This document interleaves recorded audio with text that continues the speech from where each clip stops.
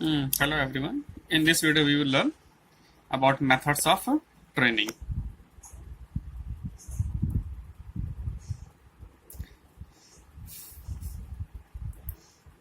Methods of training.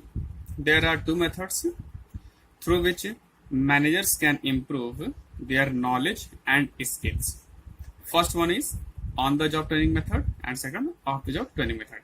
देखिए ये जो on the job training method है ये सबसे ज्यादा इफेक्टिव होता है। ये काम में रहते हुए ट्रेनिंग दिया जाता है और ऑफ द जॉब ये काम से बाहर ट्रेनिंग दिया जाता है।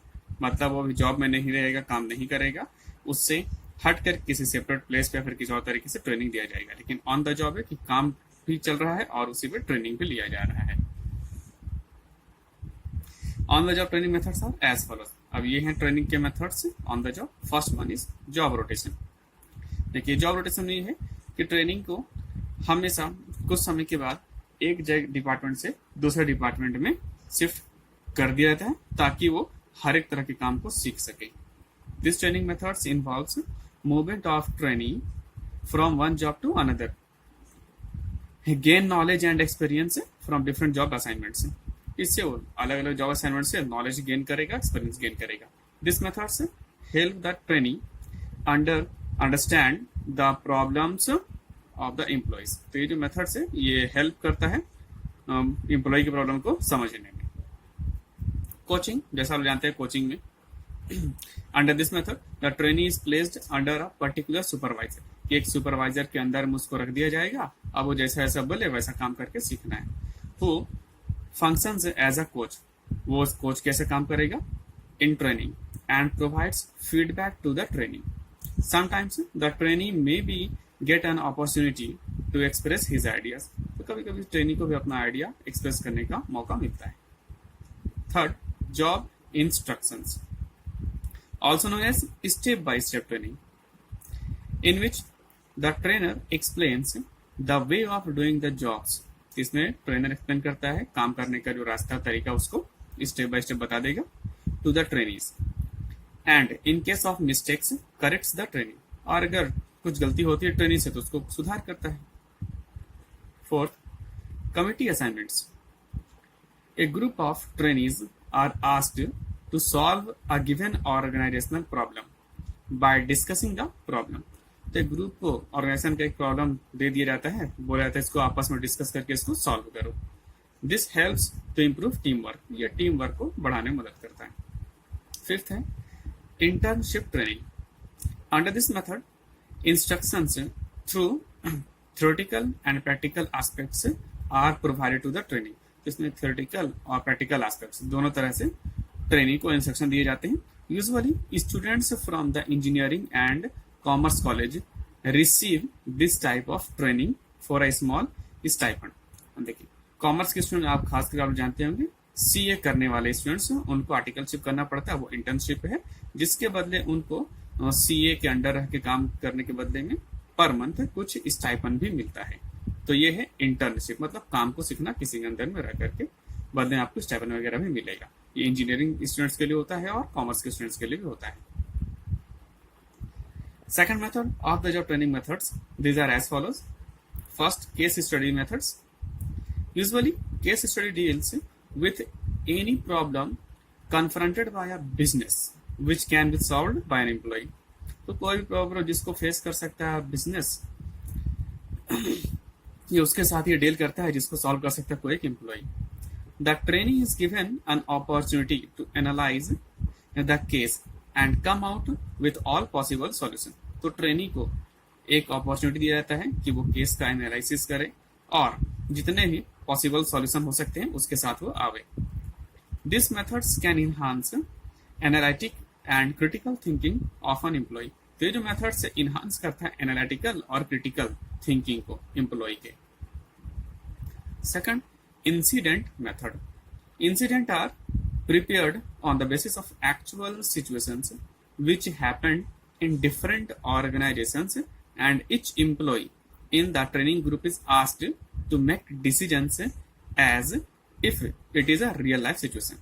अब देखिए डिफरेंट ऑर्गेनाइजेशन में अचानक कभी बहुत सारे सिचुएशन पैदा हो सकते हैं, तो उसी के बेस पर कुछ एक सिचुएशन एम्प्लॉय को समझिए क्रिएट करके दिया था, उसको हम लोग बोल सकते हैं देखो ऐसा सिचुएशन आ सकता है, बताओ अगर ये पर्टिकुलर सिचुएशन आ गया तो क्या करोगे। सपोज कि जैसे मशीन चल रही है, अचानक लाइट कट हो गई, तो अब उसको क्या करना है, तो एक इंसिडेंस हुआ।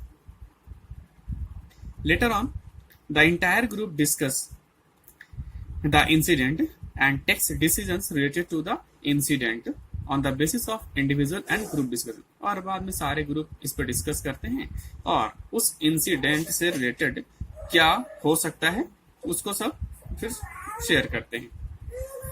Third one is role play.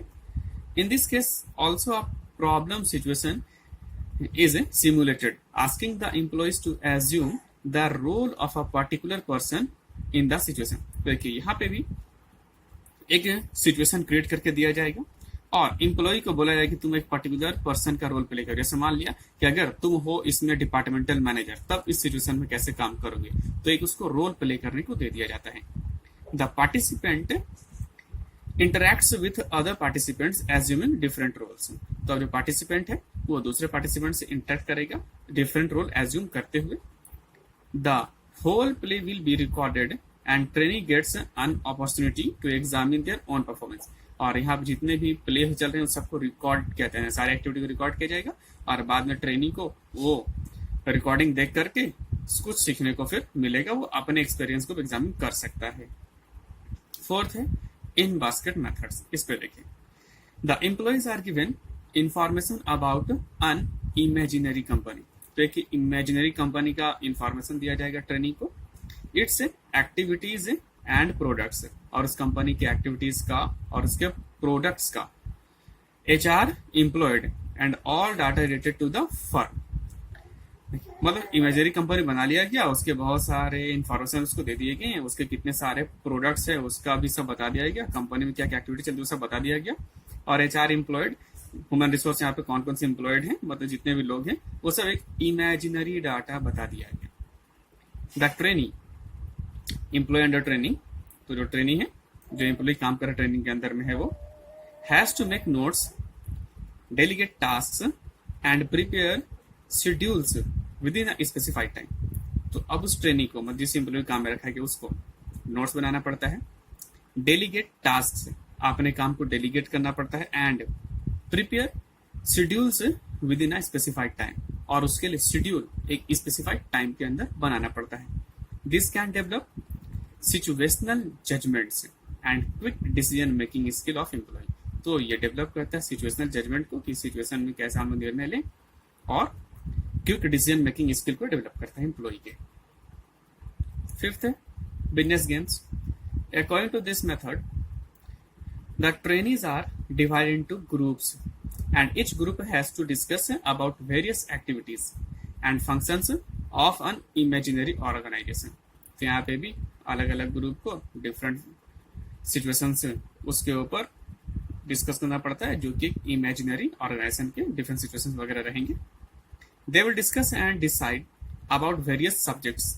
अब डिस्कस करेंगे और डिसाइड करेंगे बहुत सारे विषयों के ऊपर, like production, promotion, pricing etcetera. This gives result in cooperative decision making process. तो ये कोऑपरेटिव डिसीजन मेकिंग प्रोसेस में देता है अपना result. Sixth one is grid training. It is a continuous and phased programme lasting for 6 years। तो continuous और phase programme जो कि 6 साल के लिए होता है। It includes phases of planning, development, implementation and evaluation। तो इसमें इंक्लूड है बहुत सारे फेजेस, प्लानिंग के, डेवलपमेंट के, इम्प्लीमेंटेशन एंड इवेल्युएशन, और उसका इम्प्लीमेंटेशन और उसको इवेल्युएट करना। The grid takes into consideration parameters like concern for people and concern for people. Seventh lectures, this will be a suitable method when the number of trainees are quite large। तो अब देखिए, जब training की संख्या बहुत ज्यादा है तब फिर ये मेथड सुटेबल है।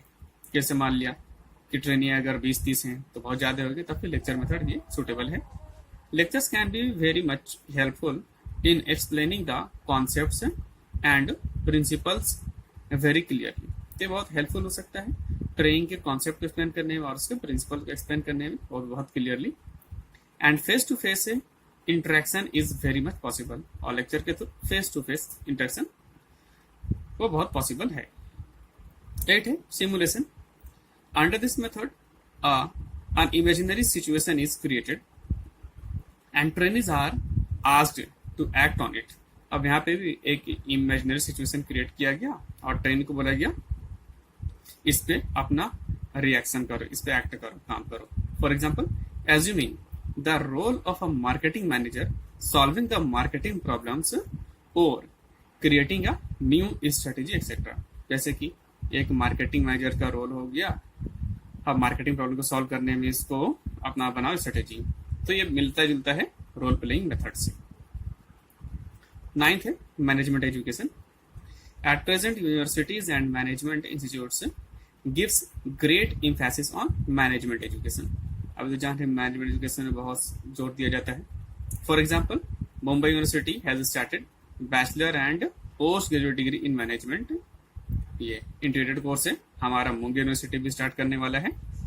Many management institutes provide not only degrees but also hands on experience having collaboration with business concerns. तो इसमें जैसे आप एक तरह से आपको प्रैक्टिकल ट्रेनिंग भी दिया जाएगा, तो इसमें आपको सिर्फ डिग्री नहीं रहेगा, एक्सपीरियंस भी रहेगा। 10th है conferences. A meeting of several people to discuss any subject is called conference.